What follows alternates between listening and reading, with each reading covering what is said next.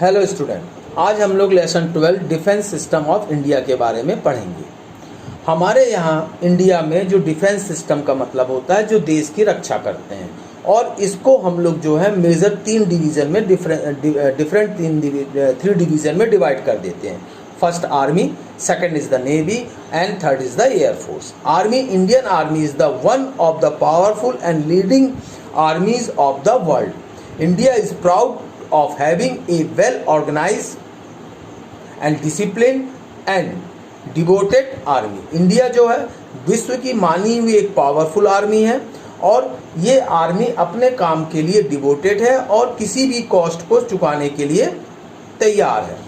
Army के में मतलब है इन्फेंट्री। इन्फेंट्री में टैंक्स, आर्टिलरी, गन्स, एमुनेशन और भी इस तरह के इक्विपमेंट्स आते हैं। मेडिकल और इंजीनियरिंग कई सेक्टर इसमें शामिल किए जाते हैं।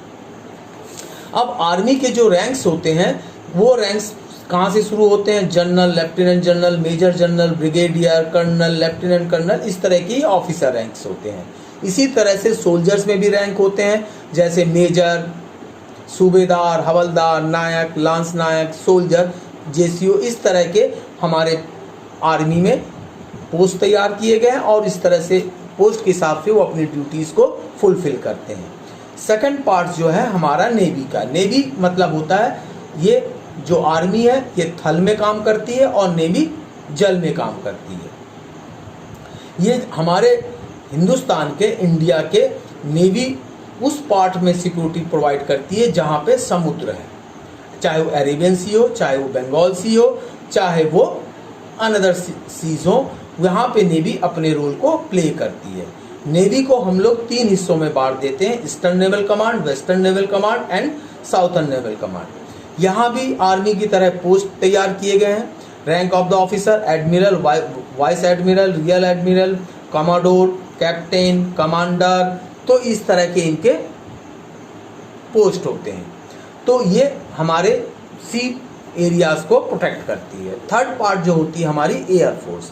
एयर फोर्स जो होता है ये एयर यानी कि हवा में, आकाश में हमारे देश की रक्षा करती है। ये the air force plays a vital role in the defence of a country, और इनके पास बहुत बड़ा टास्क होता है। ये बॉम्बार्ड कर सकते हैं, सेंसिटिव एरियाज में जा सकते हैं, डिस्ट्रॉय ट्रांसपोर्ट को गिरा सकते हैं, और इस तरह से काम करते हैं। हमारे पास जो है Canberra, Hunter, Ajeet, Kiran, MiG 21, MiG 23, MiG 25, MiG 28, Jaguar, Mirage और इस तरह के कई एयरक्राफ्ट्स हैं जो कि हमारे देश की सीमाओं के ऊपर आसमान में हमको सिक्योरिटी प्रोड्यूस करती है।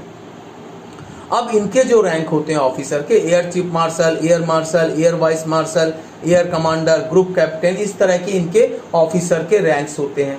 सोल्जर्स के लिए इसी तरह से master warrant officer, junior warrant officer, sergeant. तो ये इनके आपके पोस्ट होते हैं। अब दिया role of the defence force during piece.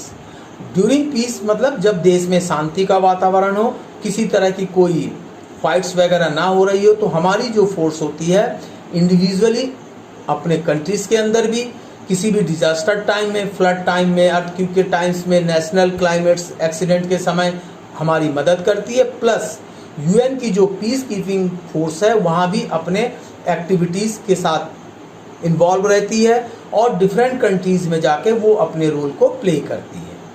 Production of the defence equipment: India जो है अभी तक काफ़ी हद तक विदेशों पे निर्भर करती है अपने डिफेंस इक्विपमेंट के लिए, बट पास्ट कुछ समय से इंडिया भी अपने जो डिफेंस इक्विपमेंट्स हैं, आर्मी के इक्विपमेंट्स हो चाहे नेवी से रिलेटेड इक्विपमेंट्स हैं, वो देश में ही बना रही है, जिसमें अग्नि मिसाइल, पृथ्वी, त्रिशूल और कई तरह के मिसाइल सिस्टम को भारत में ही डेवलप किया जा रहा है और बनाया जा रहा है। और ये क्राइसिस के टाइम पे, वार टाइम पे भी देश के साथ काम करती है और देश को हेल्प प्रोवाइड करती है।